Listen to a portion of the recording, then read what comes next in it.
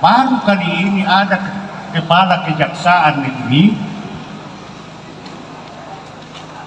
yang hadir di Kabupaten Tanah Toraja.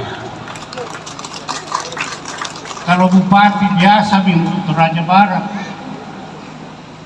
kepala kejaksaan sebuah hal yang istimewa bagi kita.